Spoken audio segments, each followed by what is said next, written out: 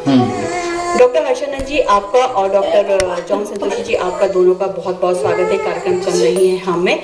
और डॉक्टर हर्षानंद जी आपसे हम ये जानना चाहेंगे कि भौतिक चिकित्सा और पुनर्वास विशेषज्ञ होने का क्या अर्थ होता है? नमस्कार मैडम। भौतिक चिकित्सा एवं पुनर्वास एक बहुत ही नई स्पेशलिटी उभर के आ रही है। भारत सरकार और भारतीय आयुर्विज्ञान परिषद इस स्पेशलिटी को प्रमोट करना चाह रही है। ये भारत के क्षेत्र में विकलांगता के क्षेत्र के ऊपर काम करने वाले डॉक्टरों की अलग से स्पेशलिटी है। पूरे भारत में लगभग 20 संस्थान ऐसे हैं जिसमें यहाँ MD कोर्स किया जा रहा है। ये स्पेशलिटी एक ही छत के अंदर पेशेंट को पुनर्वास की पूरी सुविधाएं देती है। जैसे उनका ऑपरेशन करना है, उनका मेडिकल मैनेजमेंट है, उनका वोकेशनल काउंसलिंग है, यानी उनका रोजगार के बारे में जानना है। ऐसे विकलांगता की कई सारी पहलुओं को ये स्पेशलिटी इस डिपार्टमेंट के अंदर इलाज किया जाता है, ताकि वो patient routine normal main stream में आ जावे या समाज की मुख्य धारा में उसको हम लाएं। काउंसलिंग की क्या भूमिका होती है विकलांग मरीजों के लिए और उनके परिवार के लिए?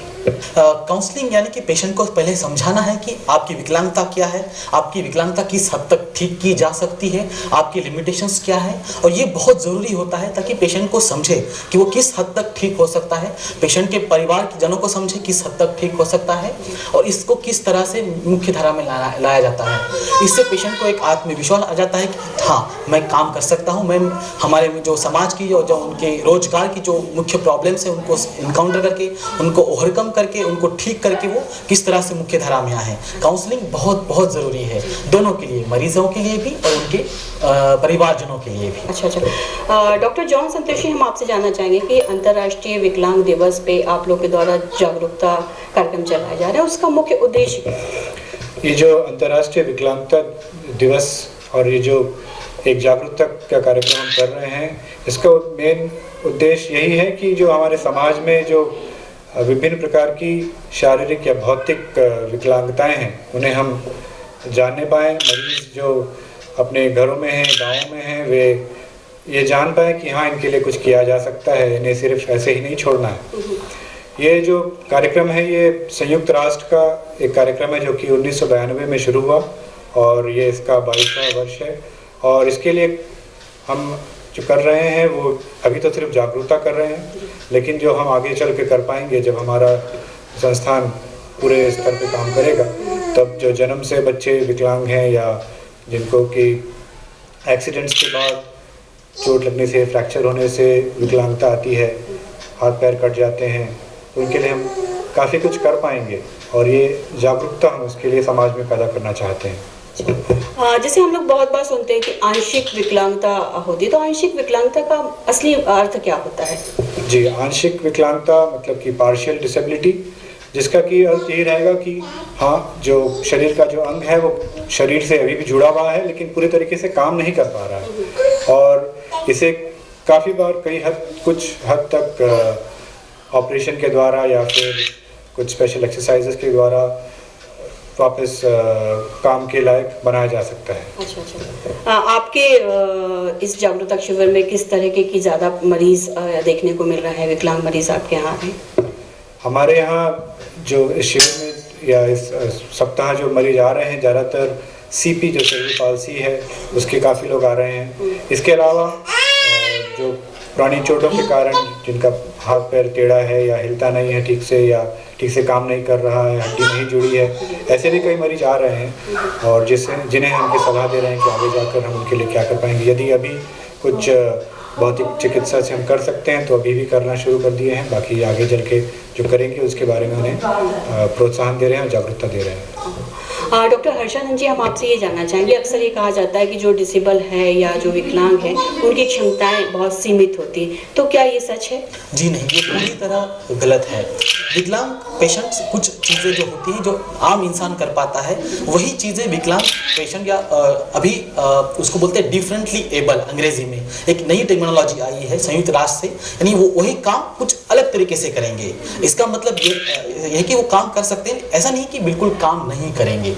उनको अगर हम सही ढंग से ट्रेन किया जाए, उनको सही ढंग से उनका इलाज किया जाए, तो वही कुछ चीज़ें हैं वो अच्छे तरीके से या नॉर्मल इंसान से भी अच्छे तरीके से कर सकते हैं। अभी मिस्टर नरेंद्र मोदी जो प्रधानमंत्री हैं, उन्होंने एक स्किल डेवलपमेंट प्रोग्राम वो चला रहे हैं ताकि हम हमारे यहाँ के रोजगार लोगों को स्किल डेवलपमेंट करके उनका अच्छी तरह रोजगार किया जाए। हम विकलांग पेशेंट को स्किल डेवलपमेंट प्रोग्राम के अंदर अगर ला सकते हैं, उनको अच्छी ढंग से सिखा सकते हैं, तो वो भी आम इंसान की तरह अच्छा रोजगार कमा सकते हैं, अच्छी तरह अपने पैरों पे खड़ा हो सकते हैं। जी जी। सर, हम आपसे जानना चाहेंगे जॉन संतोषी जी कि जो विशेषजन है या विकलांग लोगों के लिए कोई अनेक शासकीय योजनाएं वैसे तो चालू, लेकिन आपके संस्थान में कोई योजनाएं सरकारी हैं जो चल रही हैं, जिनका फायदा मरीज ले रहे हैं? पर इस समय तो क्योंकि हमारा संस्थान अभी बन रहा है, तो बहुत सारी योजनाएं नहीं हैं जो कि हम इस समय जो सेवाएं दे सकते हैं। लेकिन हाँ, निकट भविष्य में जब हमारी सेवाएं और शुरू हो जाएंगी तब हम ज़रूर दे पाएंगे, जिसमें कि कृत्रिम अंग बनाने की जो एक वर्कशॉप है वो बनने वाली है यहाँ पर, जो कि जिसमें कि कृत्रिम अंग दे पाएंगे हम। आपसे हर्षा जी, आपसे ये जानना चाहेंगे, पुनर्वास की बात करते हैं हम और उनको रोजगार की बात करते हैं, उनकी स्वास्थ्य सेवाओं की बात करते हैं, उनके उपचार की बात करते हैं, तो सामान्य व्यक्ति के लिए भी बहुत कठिन होता है। आप लोगों की तरफ से ऐसा क्या किया जा रहा है कि ये विकलांग व्यक्ति बहुत अच्छी सेवाएं ले सके, स्वास्थ्य सेवाएं ले सके, उपचार ले सके और समाज की मुख्य धारा में जुड़ सके? पुनर्वास ये जो प्रक्रिया है, इसमें थोड़ा सा समय लगता है। हम सबसे पहले पेशेंट का असेसमेंट करते हैं, उनका एक डिटेल एग्जामिनेशन करते हैं। उसमें होता है कि हम पेशेंट्स क्या कर सकता है। सबसे पहले हम ये जानते हैं कि पेशेंट की कैपेबिलिटी क्या है, उसके हिसाब से पेशेंट को उस तरह से ट्रेन किया जाता है। जैसे कि अगर आप एक छोटा सा उदाहरण लेंगे, पैरालिसिस जो बहुत कॉमन है, एक बैंक एम्प्लॉई वो लिख नहीं पाता है, पैरालिसिस हो गया है, पूरा अर्ध अंग उसका ठीक नहीं है, तो हम उसको उस हिसाब से ट्रेन करते हैं। जैसे वो अगर दाहिने हाथ से लिखता है तो हम उसको लेफ्ट हैंड से ट्रीटमेंट करेंगे ताकि वो अपना दोबारा से जॉब ज्वाइन कर पाए।